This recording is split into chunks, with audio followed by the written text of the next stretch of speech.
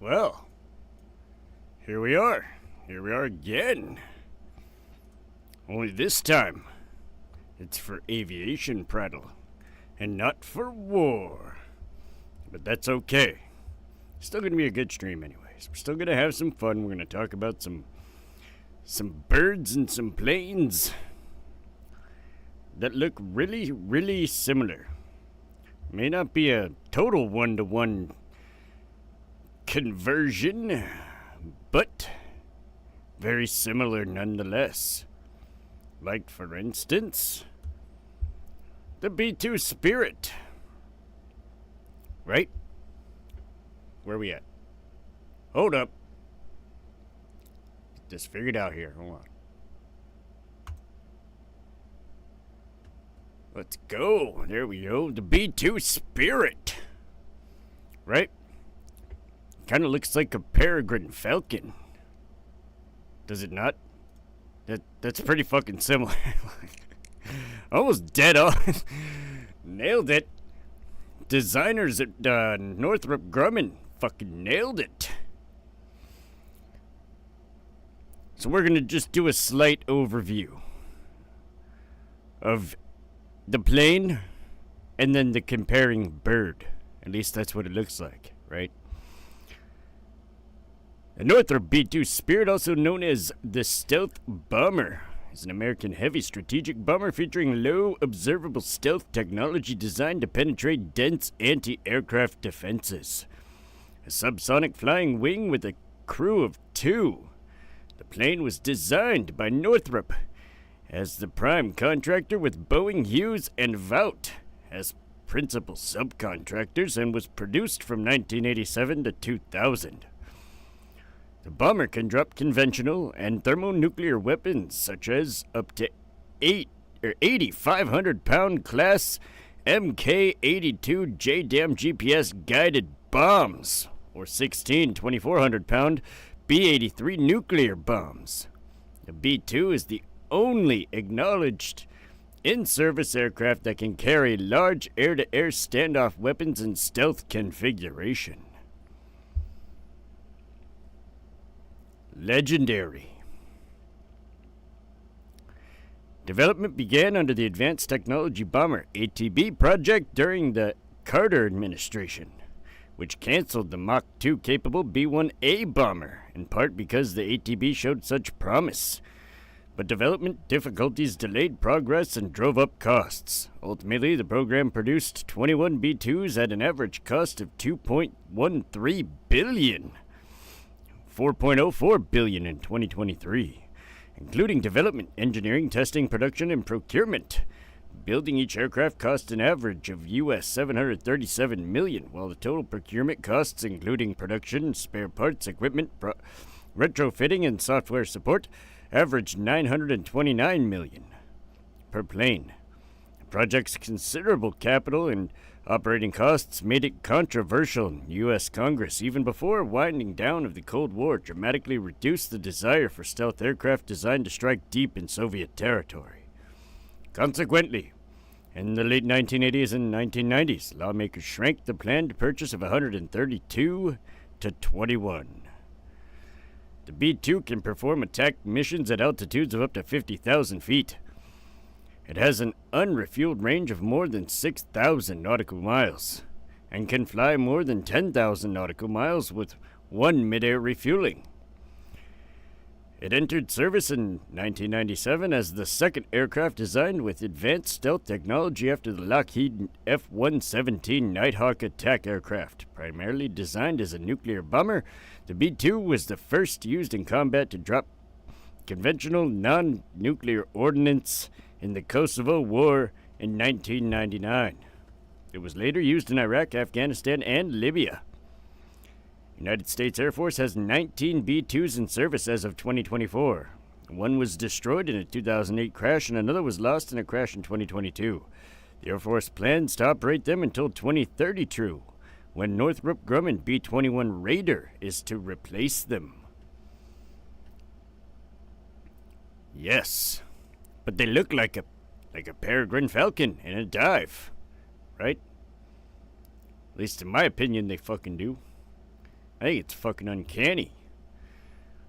Peregrine falcon, also known as simply as the peregrine and historically as the duck hawk in North America, is cosmopolitan bird of prey. In the family Falconidae, a large crow-sized falcon, it has blue-gray backed barred white underparts and a black head. The peregrine is renowned for its speed. It can reach over 320 kilometers per hour or 200 miles an hour during its characteristic hunting stoop, a high steep dive, making it the fastest animal on the planet. According to National Geographic TV program, the highest measured speed of a peregrine falcon is 242 miles an hour, or 389 kilometers per hour. As is typical for bird-eating raptors, peregrine falcons are sexually dimorphic, with females being considerably larger than males. Really? I didn't fucking know that. Huh. Well, it's an interesting little piece on peregrine falcons for you. Look at that. Let's move on to the next one. Oh, look. A California condor. Ugly looking motherfucker. But there was an interesting plane that it looks pretty similar to. The Westland Hill pterodactyl. What a weird looking plane. I'm not gonna lie, the thing's fucking weird looking. Oh, man. The pterodactyl was the name given to a series of experimental tailless aircraft designs developed by GTR Hill in the 1920s and early 1930s, named after the genus Pterodactylus, a well-known type of pterosaur, commonly known as the pterodactyl. But all but the first were produced by Westland Aircraft Ltd. After Hill joined them.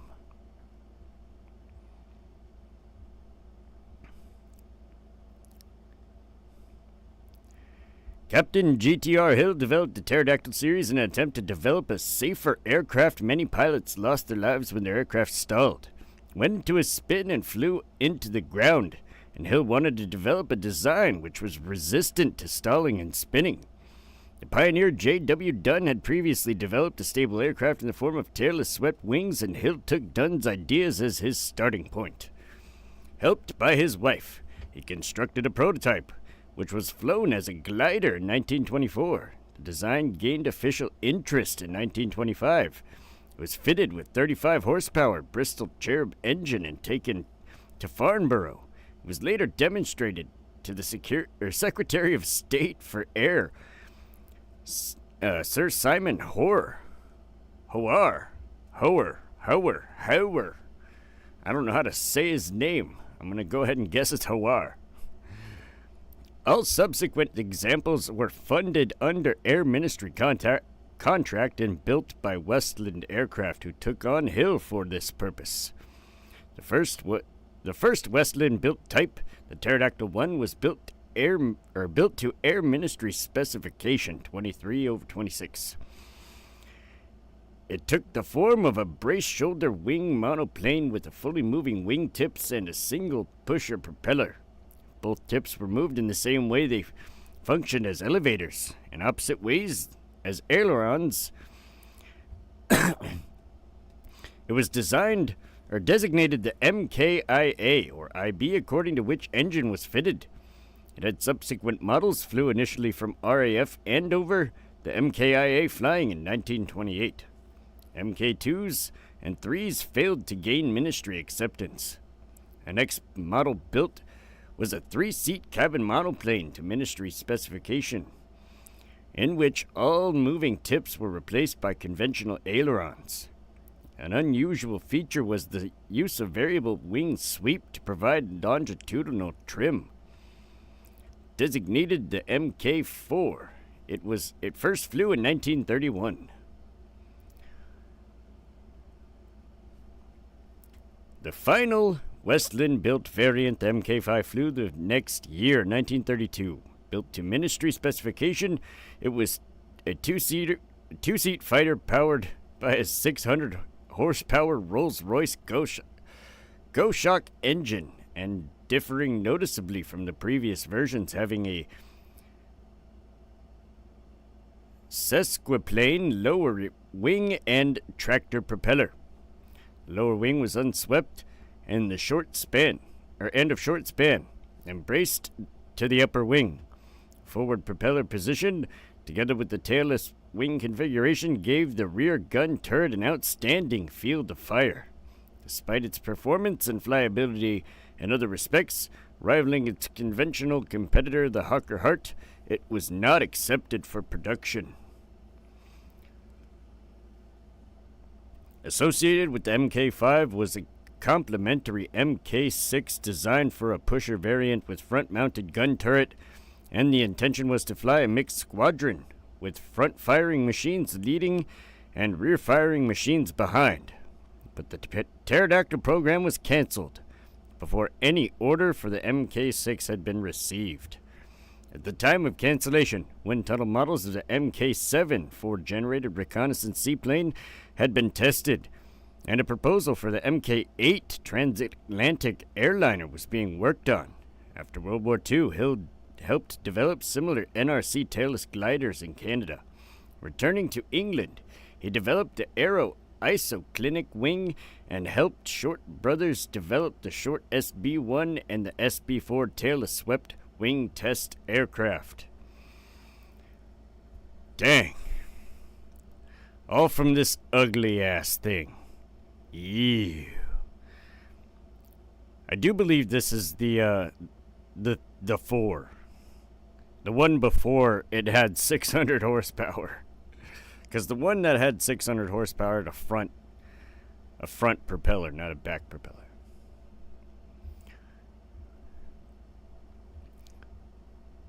But what it looks like, very accurately, ironically, the California condor is a New World vulture and the largest North American land bird. Became extinct in the wild in 1987 when all remaining wild individuals were captured. But it has since been reintroduced to northern Arizona and southern Utah, including the Grand Canyon area and Zion National Park, the coastal mountains of California, and northern Baja California and Mexico. It is the only surviving member of the genus Gymnogyps. I'm not a fucking scientist. Holy shit. Although 4 extinct members of the genus are also known, the species is listed by the International Union for the Conservation of Nature as critically endangered and similarly considered critically imperiled by NatureServe. Yeah, they're pretty damn near extinct. Altogether. Oh snap. Red-tailed hawk. Looks a lot like an F-22 Raptor. Shit. We all like the F-22. Lockheed Martin, Boeing F-22 Raptor is an American twin-engine, all-weather, supersonic stealth fighter aircraft developed and produced for the United States Air Force. As a product of the USAF Advanced Tactical Fighter, ATF program, the aircraft was designed as an air superiority fighter, but also incorporates ground attack, electronic warfare, and signals intelligence capabilities. The prime contractor, Lockheed Martin, built most of the F-22 airframe and weapon systems and conducted final assembly, while program partner Boeing provided the wings, aft fuselage, avionics integration, and the training systems. But it does look pretty similar to a fucking red-tailed hawk, I'm not gonna lie. Like, that's not 1-to-1, but pretty fucking close. Shit. Forget who I was talking to in a chat about this, but I wanted to go over it, right? Because it's relevant. It almost seems like there are specific laws to the universe that must be abided by, right?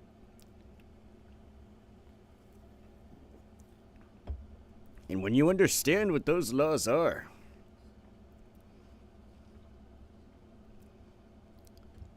you can use them to your advantage. Like the red-tailed hawk, bird of prey that breeds throughout most of North America, from the interior of Alaska and northern Canada to as far south as Panama and West Indies. Is one of the most common members within the genus of Buteo in North America or worldwide. The red-tailed hawk is one of these species, colloquially known in the United States as the chicken hawk, though it rarely preys on standard-sized chickens.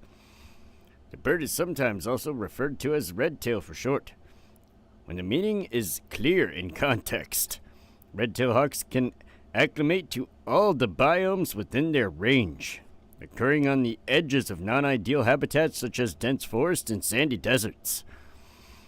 The red-tailed hawk occupies a wide range of habitats and altitudes, including deserts, grasslands, from small meadows to the treed fringes of more extensive prairies, coniferous and deciduous forests, agricultural fields, and urban areas. Its latitudinal limits fall around the tree line in the subarctic, and it is absent from the high Arctic. Generally, it favors varied habitats with open woodland edge, and open terrain. It is legally protected in Canada, Mexico, and the United States by the Migratory Bird Treaty Act. Yes, it is. Have to have a falconry license to have one. Can't just be catching them. I mean, you can, technically, if nobody knows about it. But why wouldn't you want anybody to know you have a fucking bird of prey? Come on now. I mean, look at that thing. It's fucking awesome. This is what you see. This is what you hear when they play the sound for a bald eagle. This is what you're actually hearing. Right here. They're the cool sounding one. The fucking awesome sounding one. And then you have I do believe this is a Harrier hawk neck, you know what I mean? From the side, kind of looks like an F-35. Again, not a one-to-one comparison, and I wouldn't say it's as close as the B-2 Spirit is to the Peregrine Falcon in a dive. That's like really damn close. But the Lockheed Martin F-35 Lightning II is an American family of single-seat, single-engine, stealth, multi-role combat aircraft designed for air superiority and strike missions. It also has electronic warfare and intelligence, surveillance, and reconnaissance capabilities. Lockheed Martin is the prime F-35 contractor with principal partners Northrop Grumman and BAE Systems. The aircraft has three main variants: the conventional takeoff and landing, the short takeoff and landing, and the carrier-based.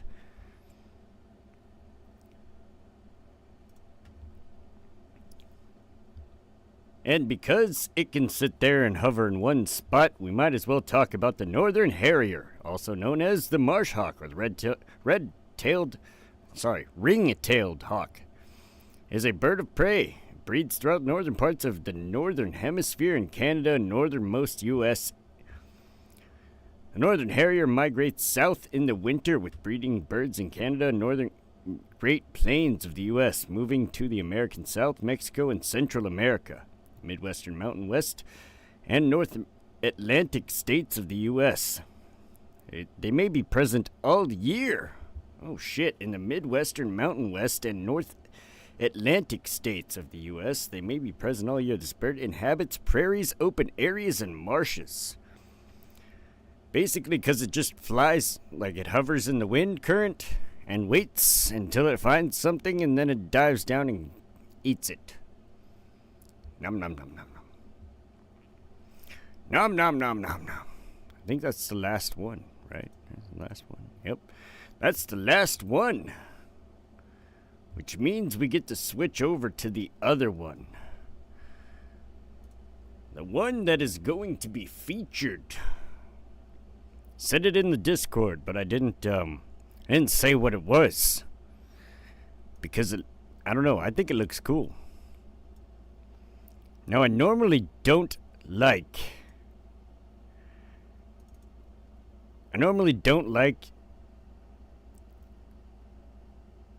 Delta Wing aircraft. I think they look weird most of the time. I mean, they're kind of growing on me, but like they just, in my opinion, I don't know, they look weird most of the time. I don't know what it is. But I have always, like, one of my favorite aircrafts is a Delta Wing design, and I guess you could argue that My second favorite is a Delta Wing aircraft as well. But I think the way to go when you're making a Delta Wing aircraft is to do the double Delta Wing design, because it just looks so much cooler. It looks like a fucking spaceship. Let's go.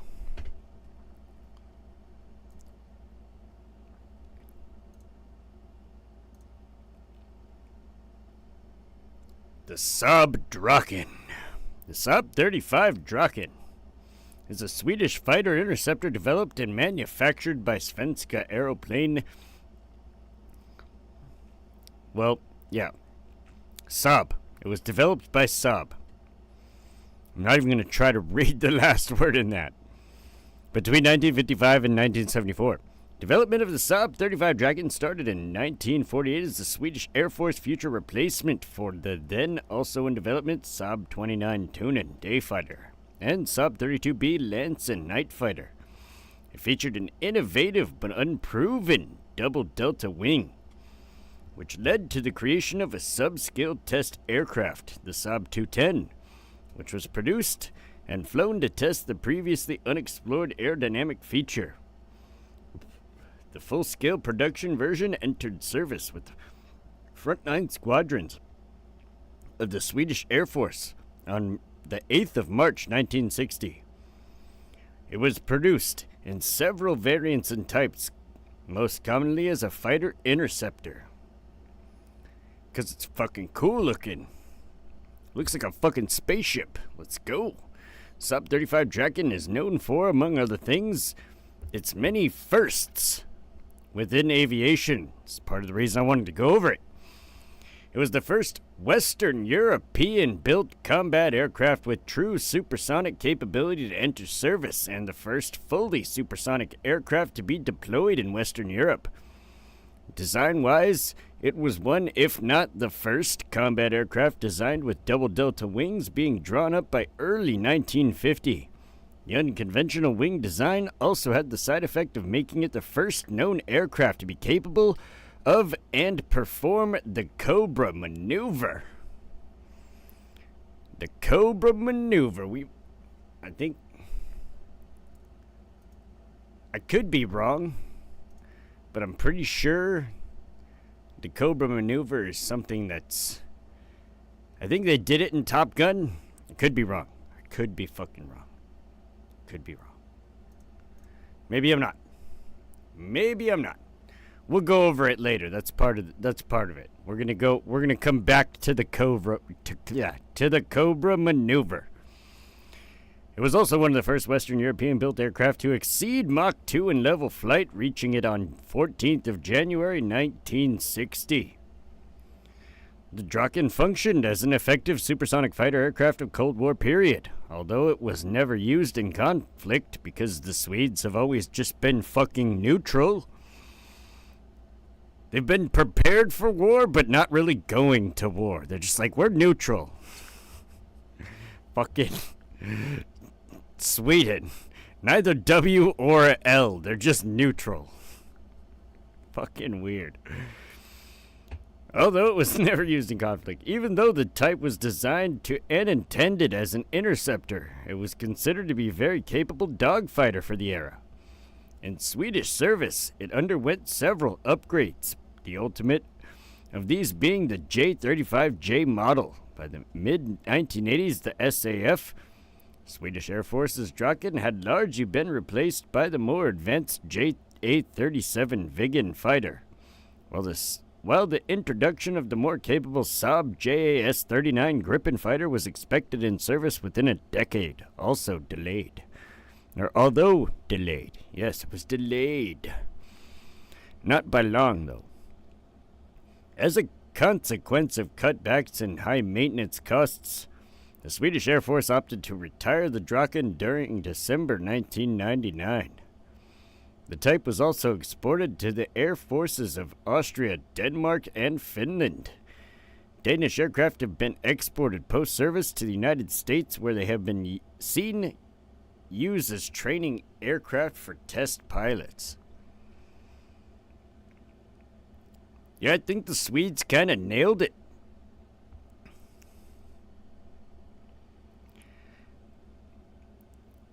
The Draken, right? The name of it.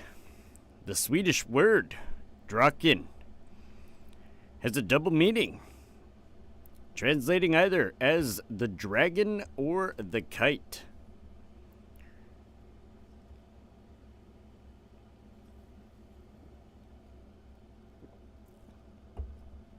It is said the name was derived from the appearance of prototype-like paper kite when seen from above. The number 35 comes from the aircraft's Swedish Air Force designation, Fly G Plan 35, meaning Airplane 35, depending on the given role. The aircraft received a prefix to indicate its type, the most common being J-35 to indicate Jaktflygplan, pursuit aircraft, the Swedish term for fighter aircraft.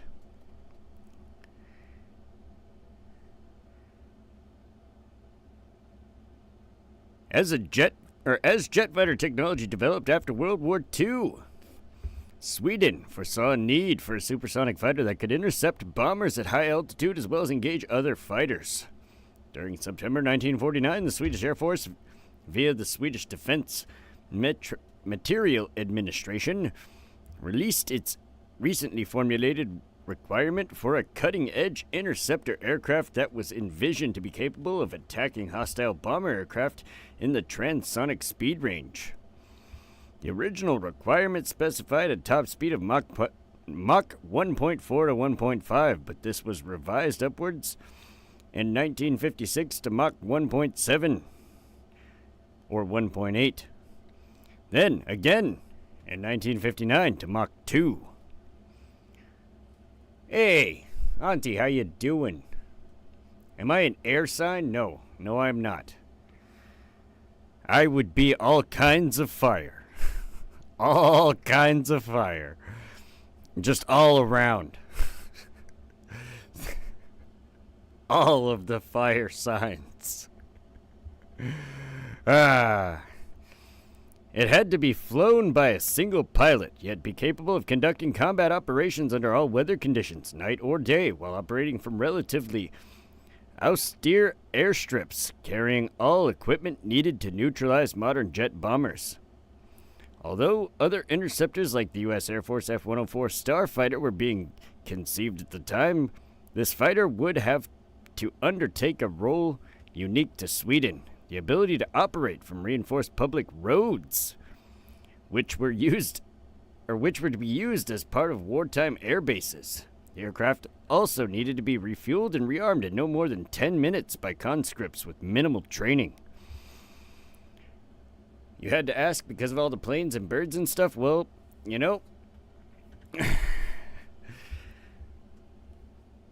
I don't know. I've always liked planes. They're just cool. I mean, look at that thing. Thing's freaking awesome. Not only that, I like being in the sky. Like, I was really young the first time I ever went on an airplane. I think I was like 3. Maybe even younger. The very first time I went on an airplane. And I still remember it. I still remember it to this day. Oh, what an event. What an event it was. Man. Sagittarius? Nope. Nope. I'll let you know if you get it.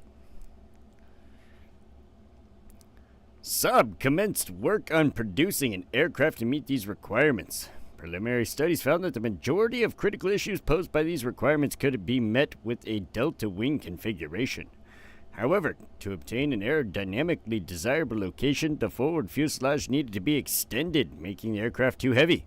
The optimum solution was thought to be a double delta wing. However, this wing configuration was new and untested, so Saab's design staff, headed by aircraft engineer Eric Bratt, and a team of more than 500 technicians, constructed a small test aircraft to explore the behavior of new wing. A subscaled test aircraft constructed in Sweden, the Saab 210, unofficially named Little Draken, or Little Dragon, comprised a test of the double delta wing and performed its first flight on the 21st of January 1952. Results produced by these test flights led to an order for 3 full-scale sized Draken prototypes. On the 25th of October 1955, the first of these prototypes not fitted with an afterburner conducted its maiden flight. According to an aircraft publication, Flight International, an atypically intensive flight test program was conducted to define and test the type's exceptional speed, range, and complicated systems. The second prototype, equipped with an afterburner, unintentionally broke the sound barrier during its first flight while climbing. Basically, you're not catching it in a climb. You're just not. It's gone. Bye. There's only 3 signs of each element. I only have 2 choices left. Really thought you were a Sagittarius. No. I am an Aries. I was born in March. During 1956, the first operational version of the Draken, designated as J-35A, was ordered into quantity production, and the first production aircraft flew for the first time on February 15, 1958. And I will point out, my birthday has been literally perfect. Sunny, not a cloud in the sky, slight breeze, 78 degrees for the high, 65 degrees for the low. Consistently every year for like the last 20 years. Oh, my birthday is literally the perfect day in spring. You can also see Leo, but Aries would be surprising. Why is that?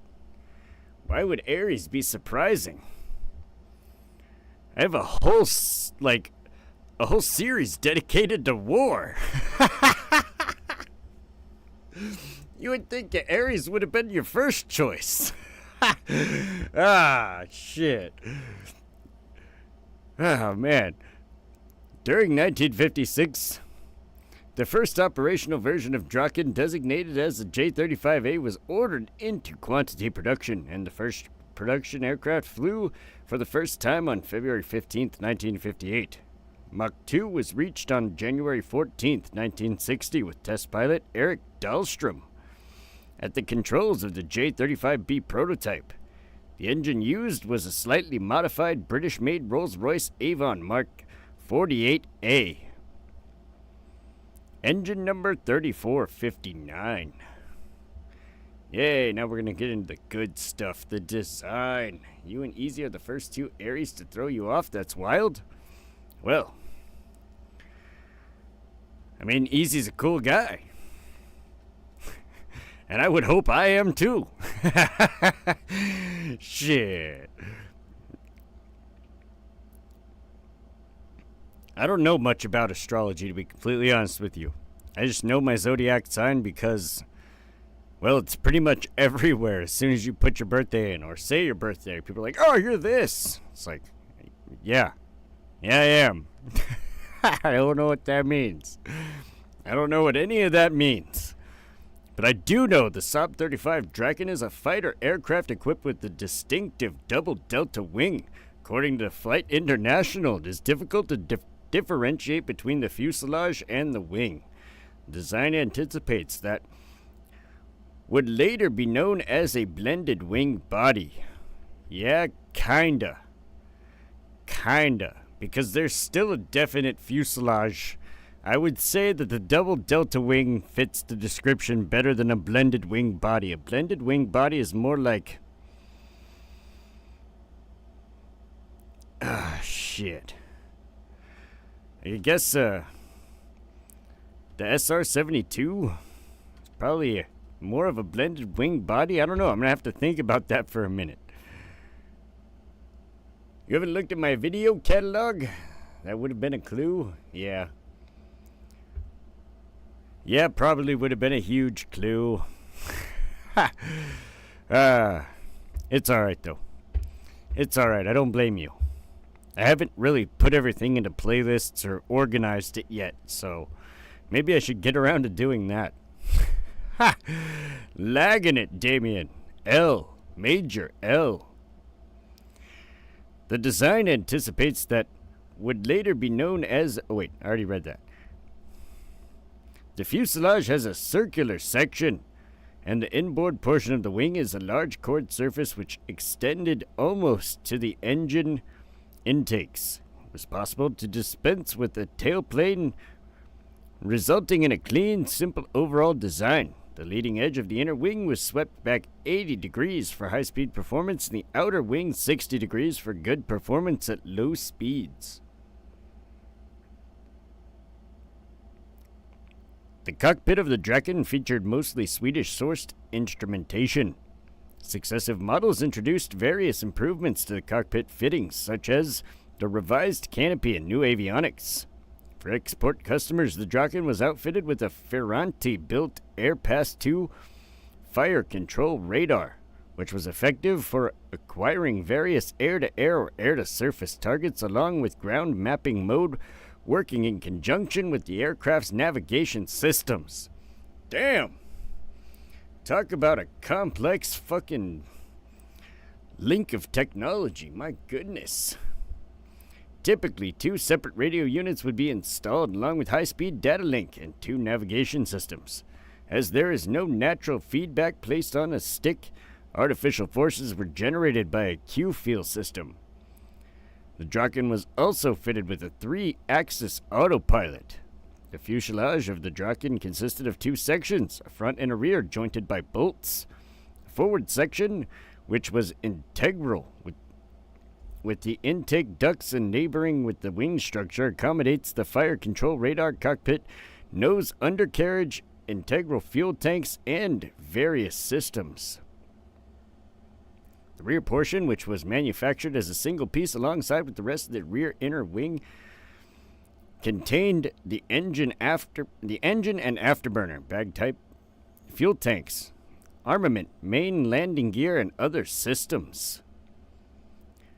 The flight control surfaces consisted of a rudder along with inboard and outboard elevons, the outer sections being fitted with mass balance weights. Each surface was operated by a tandem hydraulic jack, which was connected to separate circuits. As a weight-saving measure, the hydraulic systems would operate at line pressure of 200 kp centimeters squared, which would be greater than double the pressure used in the earlier Saab 29 tuning. Propulsion was provided by a single Svenska flag motor, RM6 BC turbojet engine, a license-built model of a Rolls-Royce Avon 200-300 engine, also known as Avon Mark 48A and Mark 60. A ram turbine positioned under the aircraft's nose provided emergency power, while the engine also featured a built-in emergency starter unit. In order to reduce its landing distance when required, the Draken was equipped with a drag parachute. Yeah. What I have on mine. Only it doesn't just slow you down, it virtually stops you. In good enough wind, it's going to be hard to float to the ground. The principal armament was carried externally. It's a safety measure. My planes are a lot smaller than these. Than this one. A lot smaller. Though I want to build one that's like this. Right? I want to design one that's kind of like this, but isn't jet powered. I mean, maybe I could. Maybe I could just throw a jet in it. Fuck it. But at that point, you would have to have a pilot's license and then have to have specific ratings to be able to fly it. Very interesting. We'll see what I can drum up. Maybe I'll design that one on stream. Maybe I'll just stream me designing that. Fuck it. That'll be the next Aviation Prattle. Just design my own smaller version of the Saab Draken. Why not? The principal armament was carried externally up to 4 AIM-9 Sidewinder air-to-air missiles. Were carried on hard points beneath the wings and fuselage. Alternative payloads include a variety of bombs and rockets, along with provisions for the installation of a pair of 30mm cannons located within each of the inboard wing panels. In place of the cannons, additional fuel tanks could be fitted in the same place. For aerial reconnaissance missions, a variety of camera pods could be carried underneath the fuselage. Due to a lack of knowledge regarding the then historically unproven design of the J-35's tailless double delta wing configuration, the plane encountered problems at the start of its service life. The unstable design of the double delta wing made it difficult to land early versions of the J-35 as they had to be manually stabilized during landing. The design also allowed the plane to enter a super stall, which can be described as an uncontrollable stalling effect. The aircraft-specific wing configurations when experiencing high alpha numbers. Due to this, J-35 pilots were trained to prevent superstalls, and this training led to the development of the Cobra maneuver. Yep, we'll get back to that later. The Cobra is performed by entering into a controlled superstall state, gaining high alpha and then quickly negating the angle of attack to counter the stall.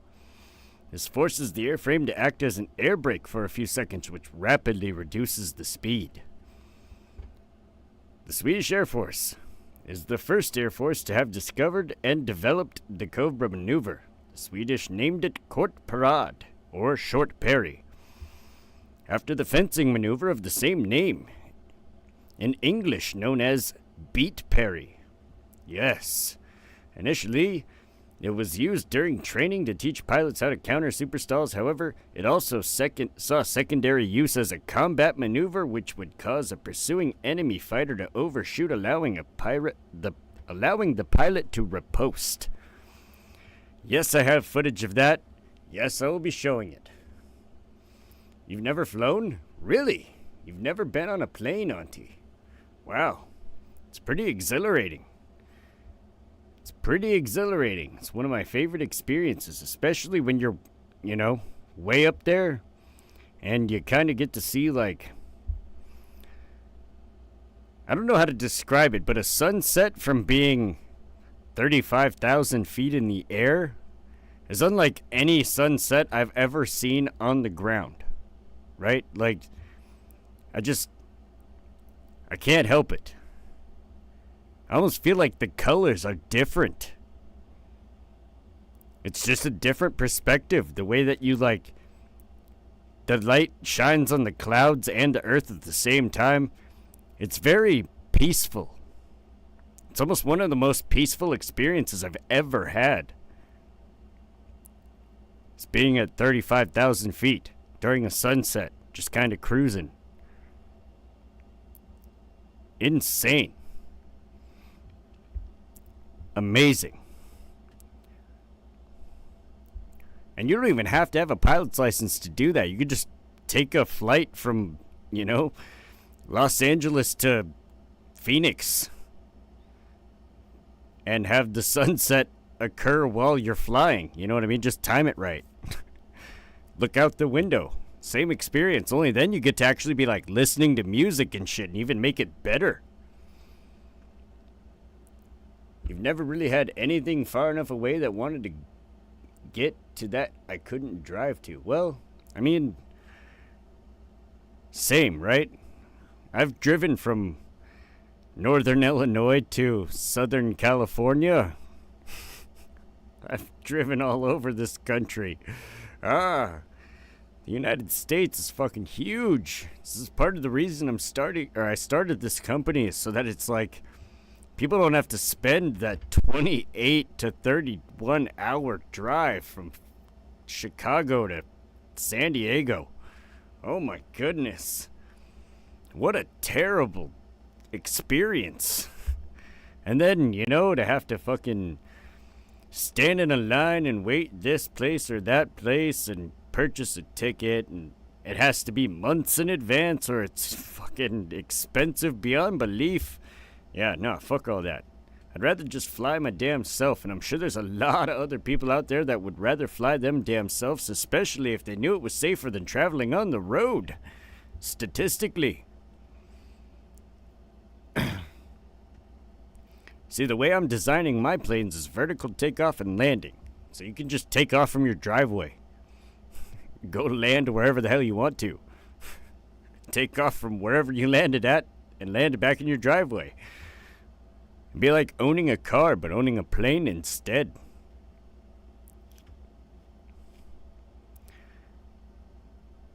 Gonna go over some of the operational history before I wrap this one up.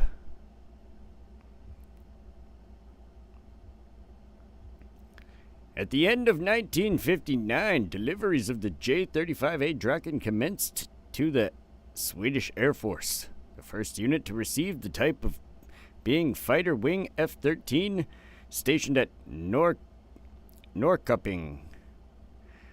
During March 1960, the Drakens of Unit F-13 participated in a 3-day-long exercise, flying by night and day while operating under a state of the highest readiness throughout. According to Flight International, the introduction to service of J-35A was very smooth, and that the scramble and turnaround times had been found to be most satisfactory. By the end of 1960, multiple wings had been equipped with the Draken and had attached operational status. Although J-35 Draken was designed as high-altitude interceptor and not as a dogfighter, it proved to have a good quick-turn capability at high speed at all altitudes, making it a very capable fighter plane. The early models were intended purely to perform the air defense mission. However, in order to assist pilots in converting to the type, Saab produced a small number of twin-seat J-35C trainer aircraft, the first of which having been completed during December 1959. During 1959, an improved air defense fighter model designated the J-35B was developed, which further improved the performance and equipment over the J-35A. Amongst other things, it was powered by an improved engine fitted with an enlarged afterburner and a redesigned rear fuselage. New Saab-built S-7 collision course gun sight and fire control radar and integration with Sweden's STRIL-60 air defense control network. A total of 651 Drakens were manufactured by Saab. Sweden's fleet of Drakens comprised a total of 6 different versions, while 2 additional models of the Draken were offered to prospective export customers. The final model of the Draken was to be produced. The final model of the Draken to be produced was the J-35F, which was also the final version to remain in Swedish service, then modified to J-35J standard. Its export customers include Denmark and Finland. In May 1985, the Australian, yeah, right. The complete other side of the world, literally. The Austrian Air Force purchased 24 J-35Ds, which had been refurbished by Saab. That's what you get. You get refurbished aircraft. Hilarious.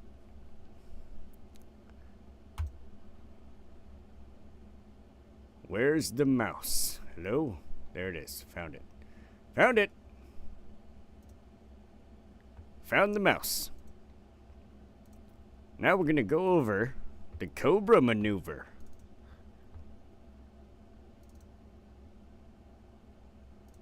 Give me just 1 second to pull a couple of things up here and then we'll go over it.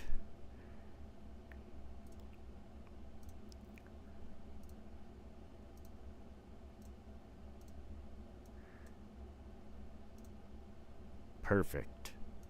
Nailed it. You have a company? Yes, I do. I actually just started at the beginning of this month. September? Yes. Yes, September 1st. It's the day I started it. But I started it in a state that is halfway across the country. So now I have to move halfway across the country.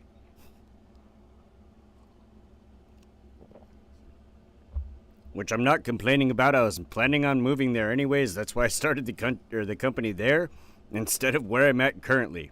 Right? It's all part of the plan. But yes, I have an aircraft design company. I'm basically going to make general aviation, or at least access to having an airplane that you can own for less than fucking $20,000. I can make one for less than $20,000. I don't see why other companies can't. So, why not jostle up the market a little bit? Be like, hey, guess what? People can now own their own personal planes. What are you going to do about that one? Yeah, sorry. Sorry, Toyota and your fucking $40,000 new trucks. People can now own a plane for less than half that. What are you going to do? Pissed. Just pissed. I win. I fucking win. Oh. Adventure time. Yeah, well, kinda. I mean, it's more like going back home time, right? Because where I'm moving to is where I've considered home my entire life. I fucking love it there. Yes, I know it's a desert wasteland.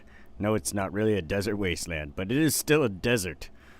Most people don't like the desert, but I fucking do. Why? Because I have allergies like a mofo, and so anywhere that grass grows, I suffer, and I don't like it. And Arizona is just all rocks. All the time. So, I can handle that. I will move to Arizona. It's where my company will be located, or where it is located technically. Under a not accurate address currently. I'll throw that out there. So to start this company, I had to borrow an address from a family member because I don't currently live out there.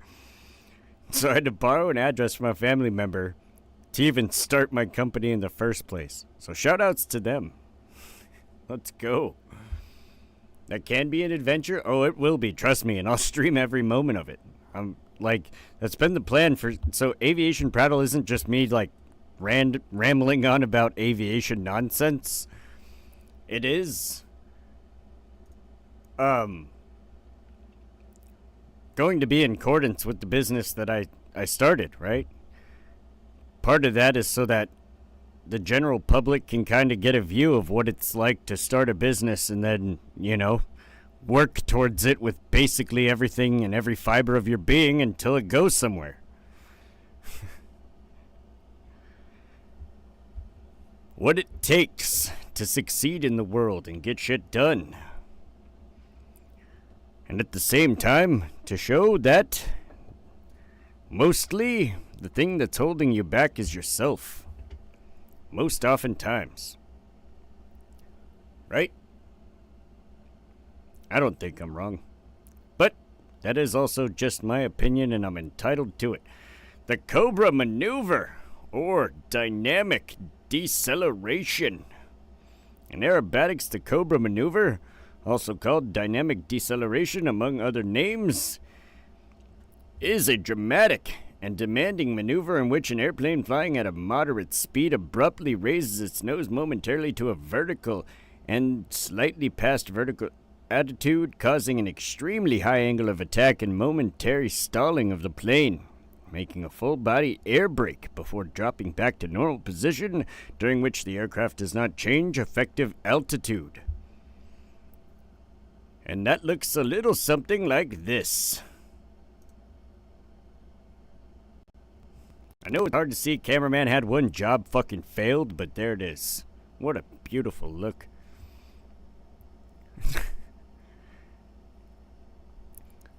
The maneuver relies on the ability of the airplane to be able to quickly change the angle of attack, or alpha, without overloading the airframe, and sufficient engine thrust to maintain nearly constant altitude through the entire move.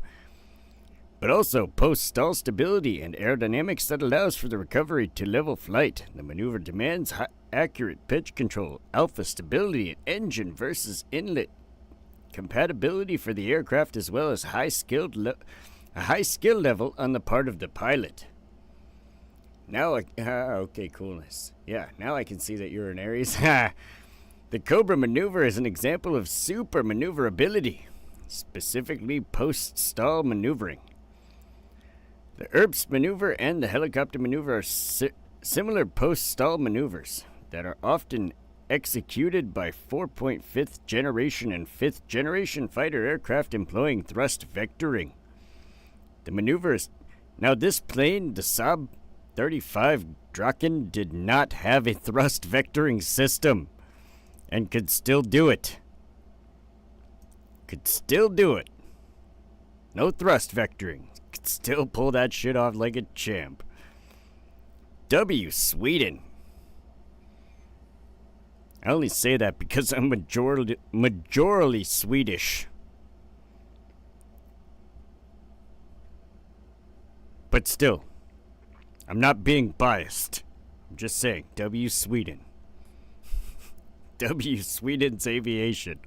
The maneuver is typically performed at air shows, but can be used as a last-ditch maneuver to force a chaser to overshoot in close-range air combat. The maneuver has never been verified in real combat, although it has been used during mock dogfights and border protection.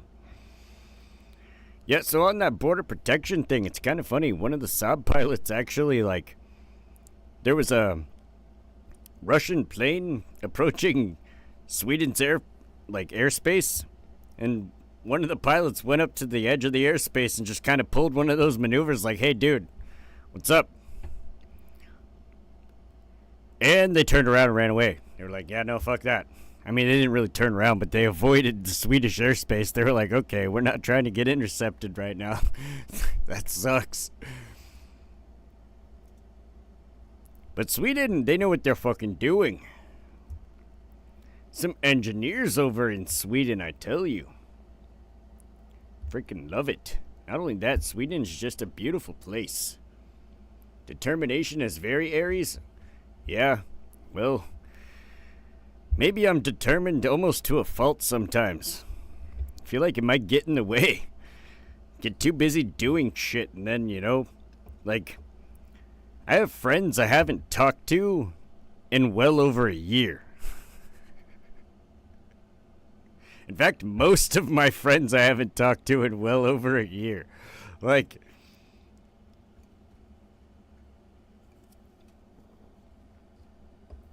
and it's not like I'm avoiding them or anything, or being a dick or a hermit. I just have shit to do. I have too much shit to do. And without shit to do, I feel like I'm being a lazy waste of time. So I just start doing shit.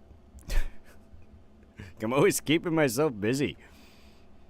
There's never a time I'm not, like, learning something or doing something or tinkering with something or building something or some kind of landscape, taking care of animals. Like, I'm active from the time I wake up till the time I go to bed, and I only sleep 4 to 6 hours a night. I can't stand not doing something productive.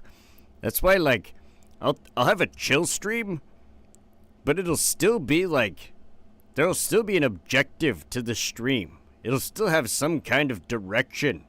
Because for some fucked up reason, I can't chill out. I can't just be hanging out. I gotta be doing something that requires focus. So, that's why, like, all of my streams have some kind of theme or some kind of, like, something that I'm reading or going over or learning about or teaching about or whatever, right? There is always going to be some kind of substance. Even if it says chill stream in the title, which I know this one doesn't because it wasn't a chill stream. It was specifically set up to be the comparisons between a couple of planes and what they look like in or at least what I would think nature's version of them are, as far as looks are concerned. I mean, I guess technically the Falcon is a Peregrine Falcon is like a dive bomber. It doesn't really bomb anything, but it uses itself. Ha! It's hard to keep friendships that aren't intertwined with your hobbies or career. Yeah, and then there's a lot of lazy people in the world nowadays. Far too many. Far too many people just want to sit around and watch TikTok or fucking this or that or whatever. It's like, man, that's boring as shit. I can't watch another fucking cat video, please. Ugh. Stop feeding me this nonsense. Give me something that's gonna fill my brain with knowledge and not bullshit. What a waste of time. What a waste of energy. What a waste of space to just sit there and do nothing.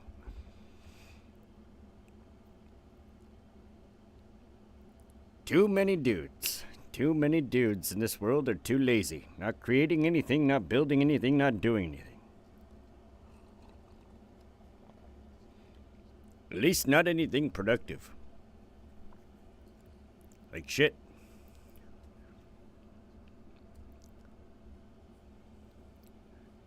I just want to benefit society in some way, shape, or form. I don't want to have died and left nothing to the rest of my species, right? Like,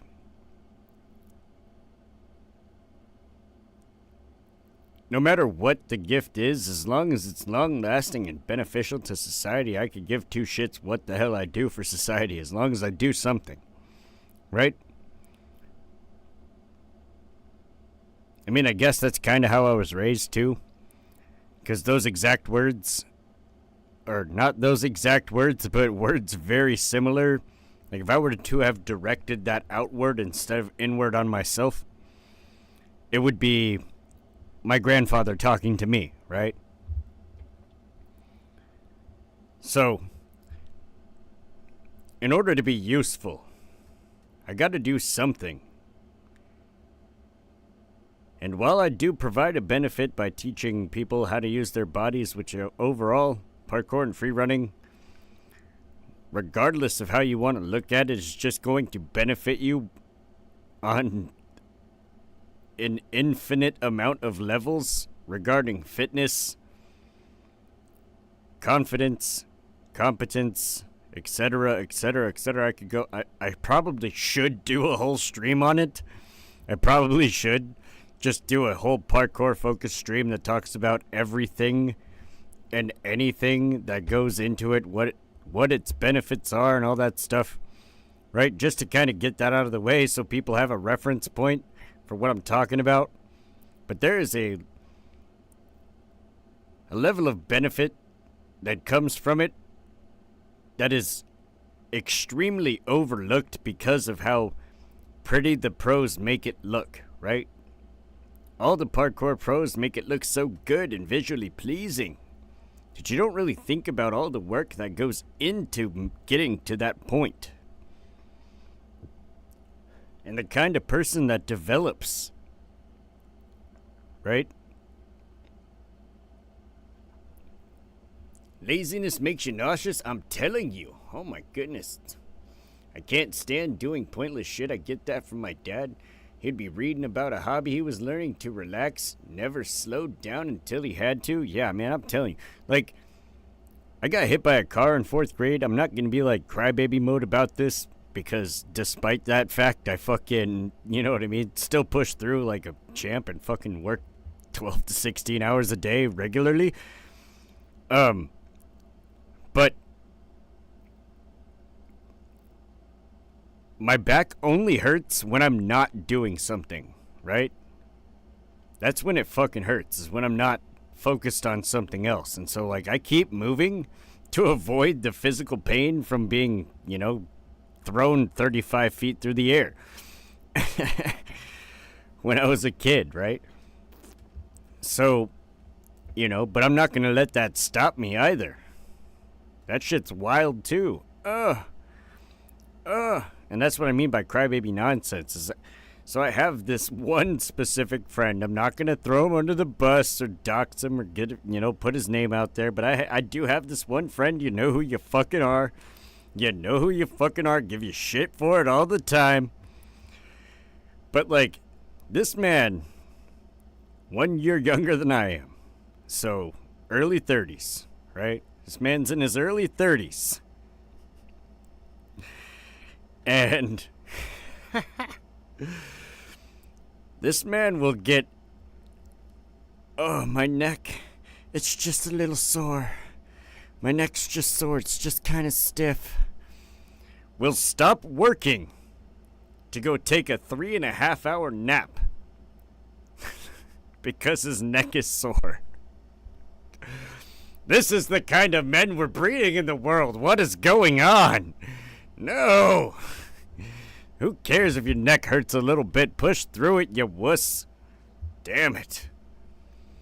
Have you ever noticed that gym activities mimic hard labor? It seems like people could use or could make money by farming or doing construction instead of paying a gym. No kidding. You know what's funny about that? Like, if people ask me all the time, what gym do I go to? What gym do I don't go to I haven't been to a gym in like 10 plus years. The fuck is the point of going to a gym? You can get all of the same workouts outside. Why do I want to go stand indoors where people are coughing and sweating and breathing on each other?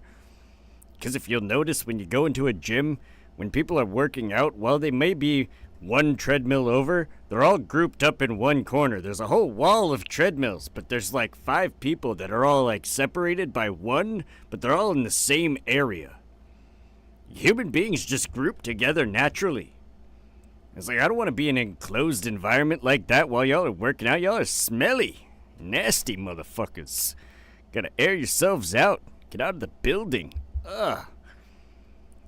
Plus, I just like hiking out in nature anyways. I'd much rather climb a mountain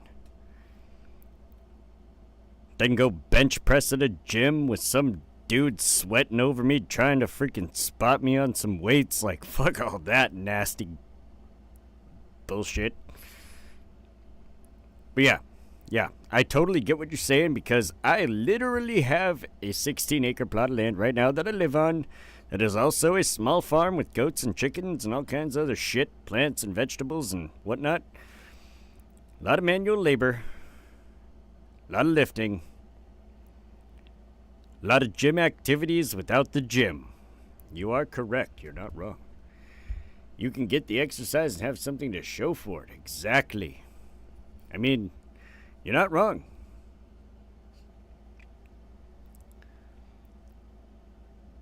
I think a lot of people nowadays are too scared to develop a new skill. They get in their own way. Too often do people get in their own way. I don't know why. I really don't know why. But you can be your own worst enemy. In any situation. You can be your own worst enemy at your job. Whatever goals you're trying to go into. Whatever you're trying to do in the world.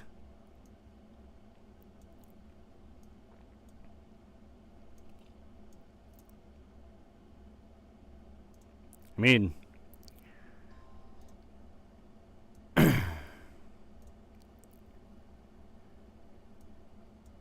I know why people do it. I know why they get in their own way, right? But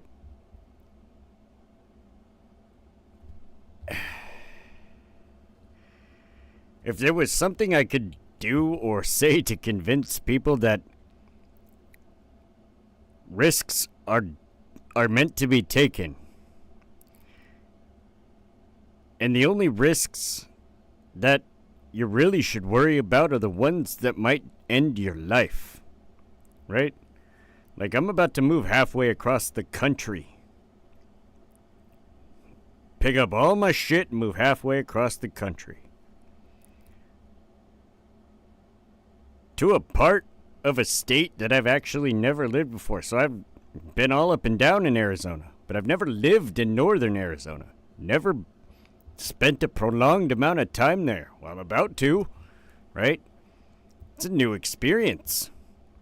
And I understand for a lot of people that might be something that, sticks in their stomach or they get nervous or anxious about, and that's totally normal. But you can't let that be the thing that stops you from doing what you want to do.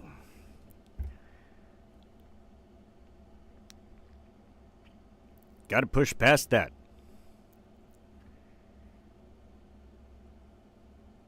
And you're leaving that for Arizona? No. What? I just said I'm taking all my shit with me. I'm not leaving nothing. This property isn't going away. My sister's gonna live on this property and take care of it and whatever else. The property itself isn't going away. Like, It'll always be here. I'm not giving it all up. I'm just adding to what I have.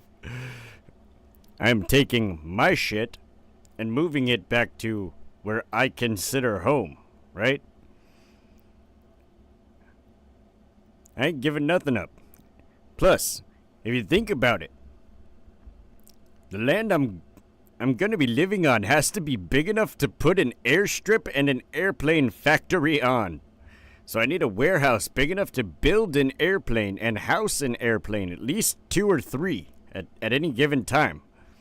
At least 2 or 3 deconstructed or half-built aircrafts at any given time.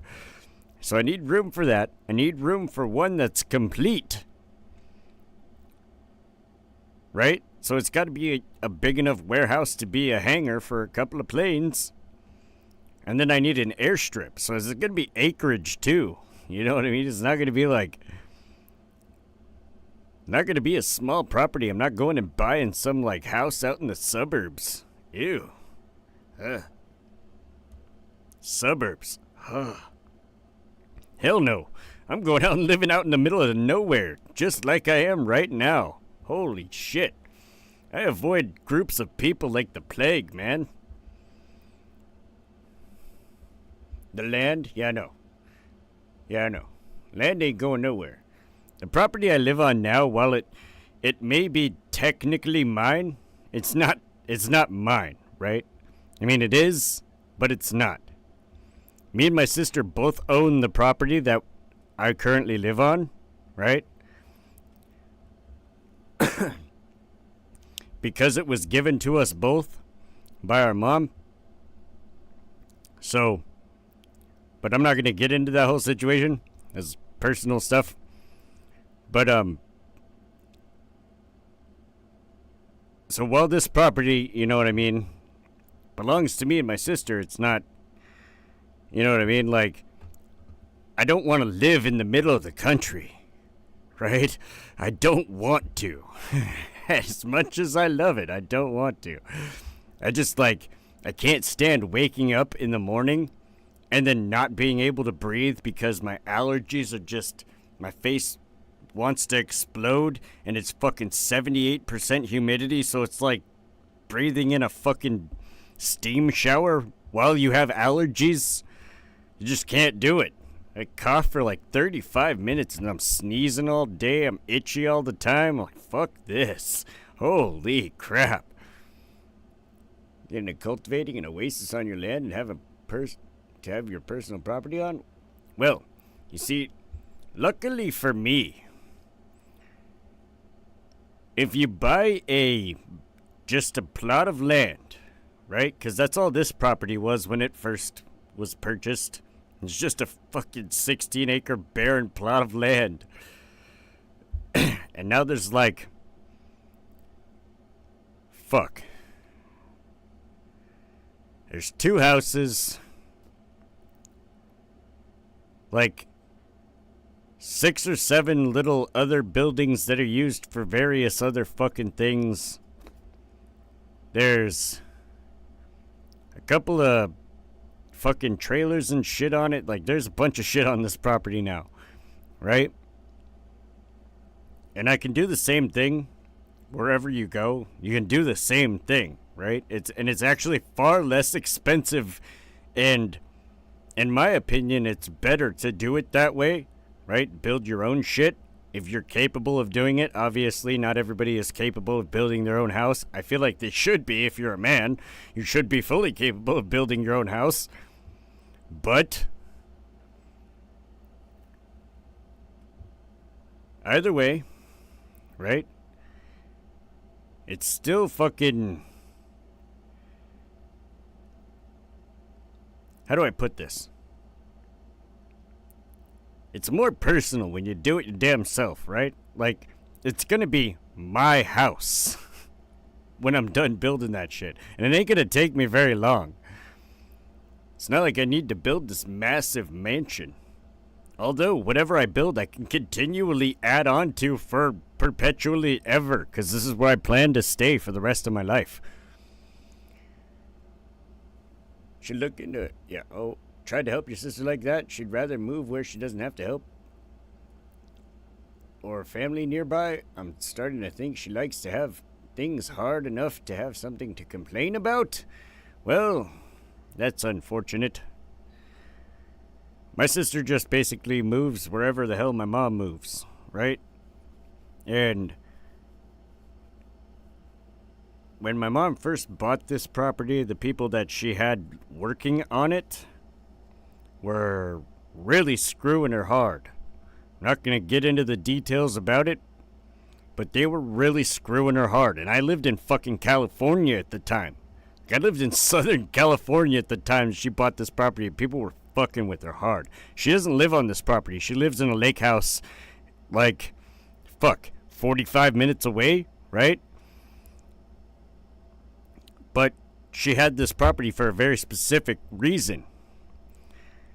And the people she hired to fucking manage and work the fucking farm shit that was going on really fucking screwed her hard. Many times. She's like, I can't fucking do this, blah, blah, blah, I need help. And I was like, alright, fine, I'll come help you out. So I moved out here to fucking help out my mom on her farm so that she didn't have to be here working her ass off and whatever else, picking up slack for people she's fucking paying money to. Right? Because people are lazy fucking assholes that are incompetent and aren't worth a goddamn penny. That's why I haven't hired anybody, and why I probably won't hire anybody.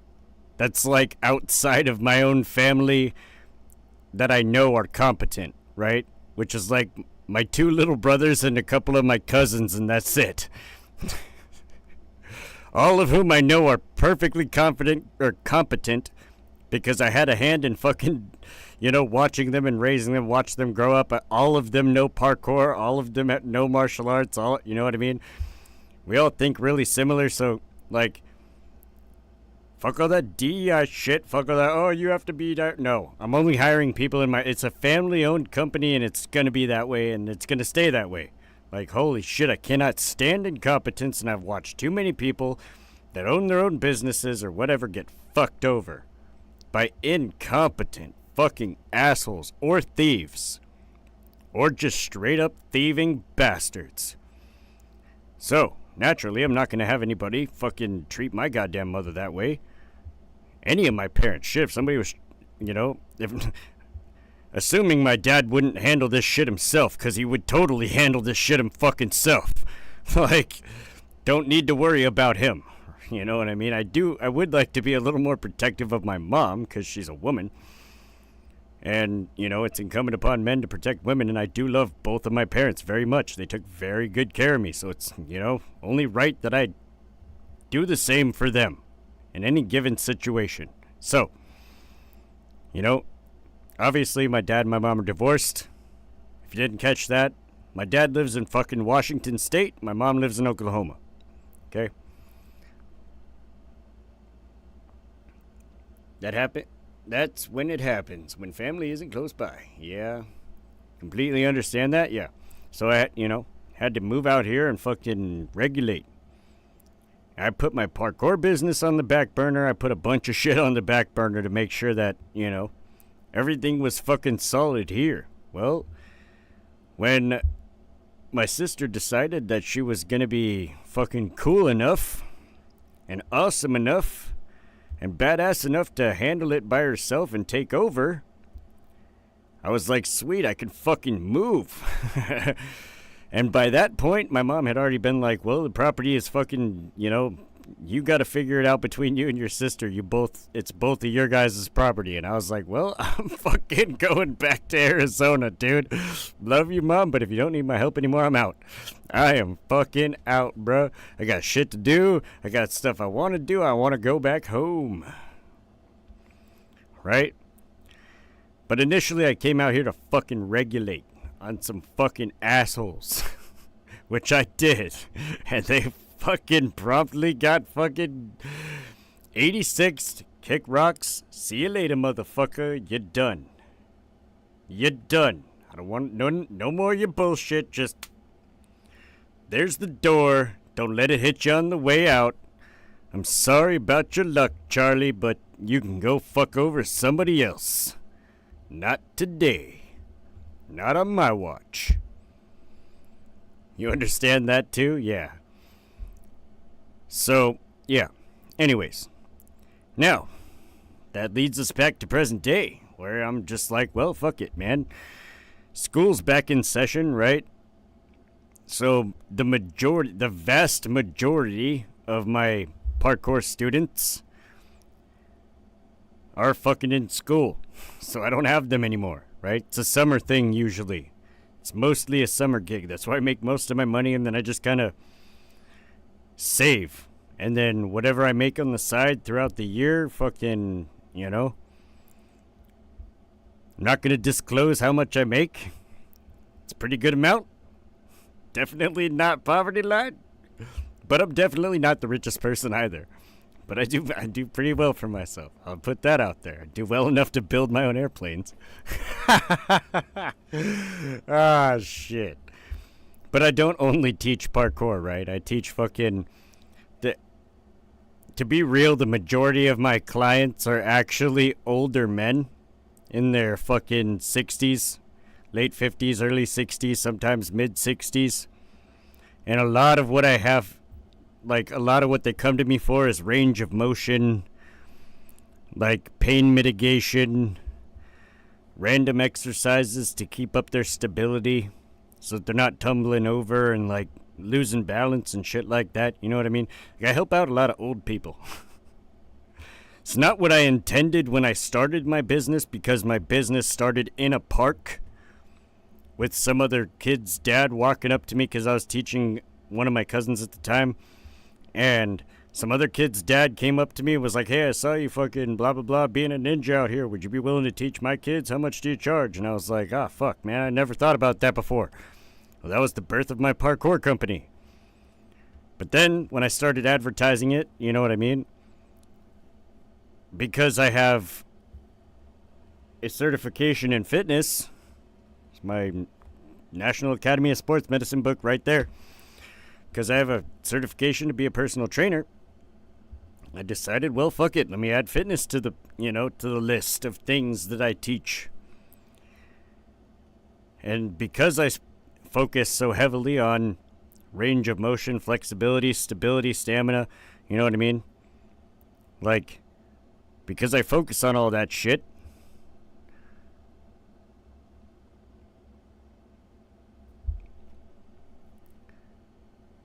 you get a lot of old people. Because old people are getting sore. Can't move as much. They're all tightened up. Gotta loosen them up. Gotta loosen them up. As soon as your sons all decide what region they want to go to, you'll follow. You want to be where they are. Being a mom is why you were born. Hell yeah, that's what I'm talking about. They're the movers and shakers now. I just need to be nearby in case they need you. Well, I think you'll be surprised. I think even though you're nearby, I don't know if they'll necessarily need you so much so as give back what, you did for them. It's what I intend to do with my parents, right? I intend fully to be in a position to be able to take care of them when the time comes. They had me when they were really young. Okay, let me just put it out there. My parents are degenerate as fuck. Alright? I may not be, but my parents are fucking degens. They are just the wildest fucking degens, okay? Throwing that out there. Holy shit, the degen, the level is over 9,000 with them two motherfuckers, man. But I love them to death. They're still my parents. They still did right. They still, Obviously, I'm not a fuck up, so they did something right, But that being said, I still want to be in a position to take care of them whenever the fuck, the time comes that they need to be taken care of.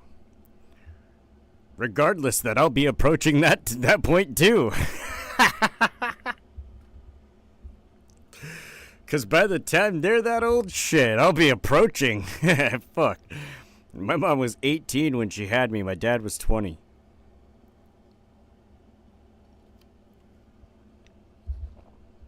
So, they were young. young parents.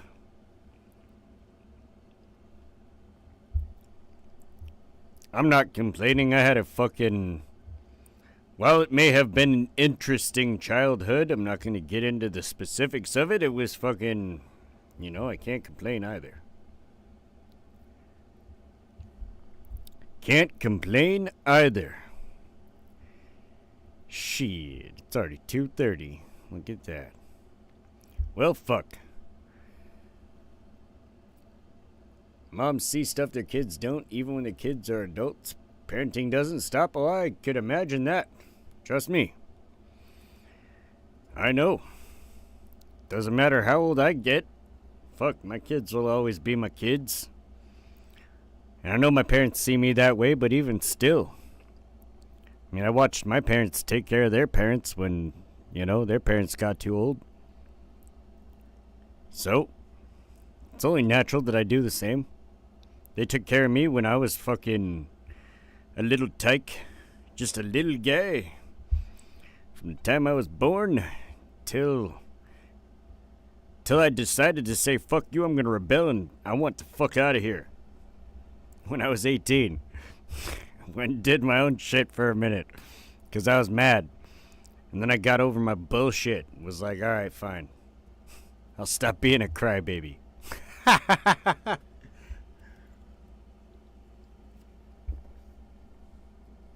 And that's how that turned out. Shit. Well, it being 2:30, I'm gonna have to call it a night. But that's okay. Because I'm gonna leave you guys with a couple of outros, not just the Aviation Prattle one. I'm gonna throw my parkour outro out as well. Because why the hell not? Right? Why the hell not? We all like music. We all like visual representations behind the music. It's all good stuff. It's all fun and games. The new generation aren't like our generation. Something is messed up nowadays. I'm telling you. Something's in the air. I don't know what it is. Maybe it's stupidity. The popularization of mental illness. There's probably a lot of factors that go into it, but I can guarantee you all of them stem from one thing and one thing only, and that is propaganda. Propaganda. Our generation, the older ones, yeah. Yeah, our generation, the last generation of people who still had active working brains that thought in a linear fashion. Okie dokie, have a good stream. Have a great rest. I will indeed. Thank you. And that being said, to everybody else out in the world that catches this after the live stream, I hope you all have a wonderful night, morning, afternoon, evening, wherever you're at in the world. It doesn't matter what time it is. Enjoy it because it could be limited. You never know. One of the toilet seats on the space shuttle might have broken off and re-entered Earth's atmosphere.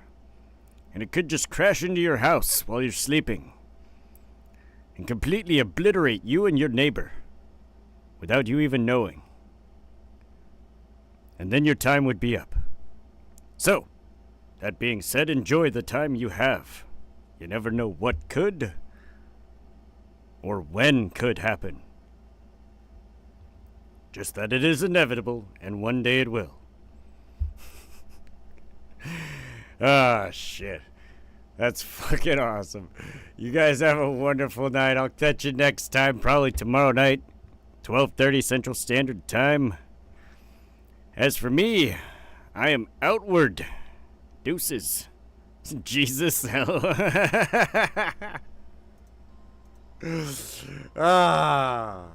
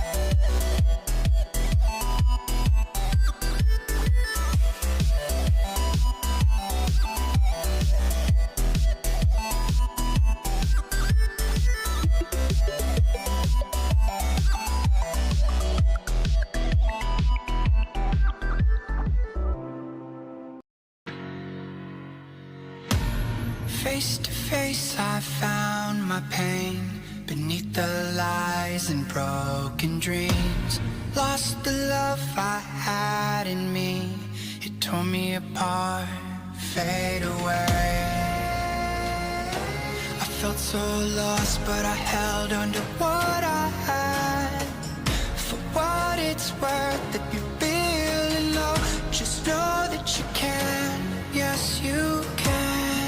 There's life in love that you hold. Rise above and let it glow. Just know that it's never too late to make a change. Crash and burn, I found myself beneath the emptiness. Wanting more, I let it go. Holding on to love. Breaking through, I feel alive. For once in my life, I'ma live by the want to be all I can. Let the rest just crash and burn.